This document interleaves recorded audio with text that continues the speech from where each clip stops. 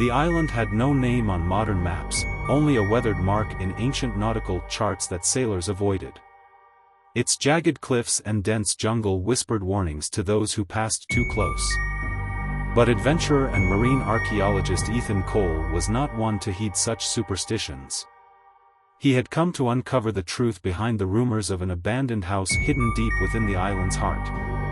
The house was a relic, said to be built by a reclusive lighthouse keeper over a century ago. Ships had stopped calling at the island long ago, leaving it forgotten. Ethan arrived by a small fishing boat that had reluctantly ferried him before vanishing back into the horizon.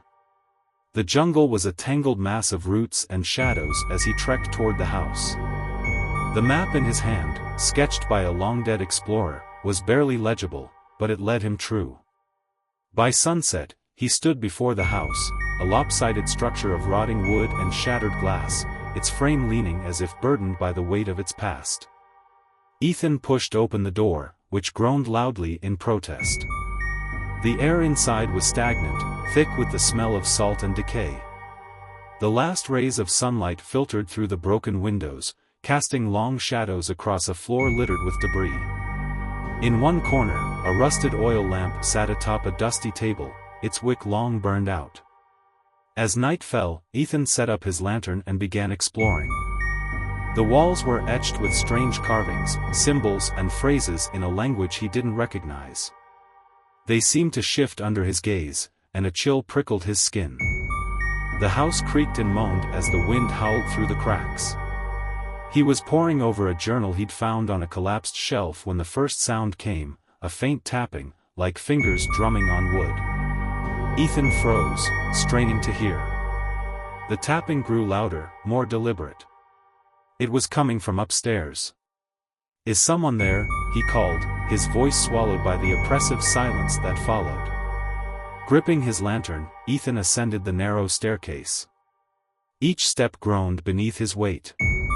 At the top, a door hung slightly ajar, its surface scarred with the same symbols that adorned the walls. He pushed it open and stepped inside. The room was small, dominated by a large window overlooking the sea. A wooden rocking chair sat in the center, its back to him. The chair creaked as it rocked gently, though no breeze reached the room.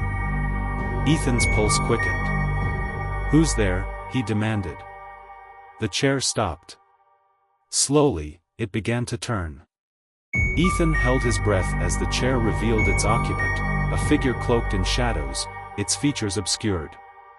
The air grew icy, and the lantern flickered as the figure raised its head. Hollow eyes stared back at him, eyes that seemed to pierce his soul. "You shouldn't have come," the figure rasped, its voice echoing like the crash of distant waves. "This is a place of endings." Ethan stumbled back, nearly dropping the lantern. "Who are you?" he managed to whisper. "I am the keeper," the figure replied. "Bound to the light that was snuffed out. Bound to the darkness that remains." The figure rose from the chair, its form dissolving into tendrils of mist that swirled around him. Images flashed before Ethan's eyes, a storm, a shipwreck, the house engulfed in flames. The keeper's voice boomed in his ears. "They called for the light, but I failed them. Now they call for me, and I cannot leave." The lantern's flame sputtered out, plunging the room into darkness. Panic surged through Ethan as whispers filled the air, a cacophony of voices crying out in anguish.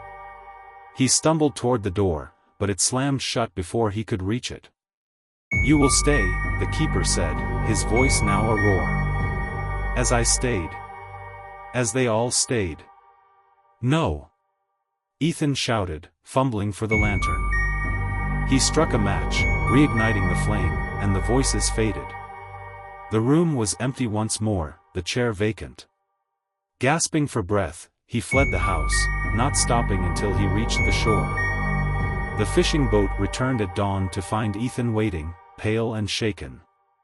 He said nothing as he climbed aboard, leaving the house and its cursed keeper behind. But as the island faded into the distance, Ethan swore he saw the light of an oil lamp flickering in the upper window, a warning, or perhaps a beacon, calling the next soul to the island's last light.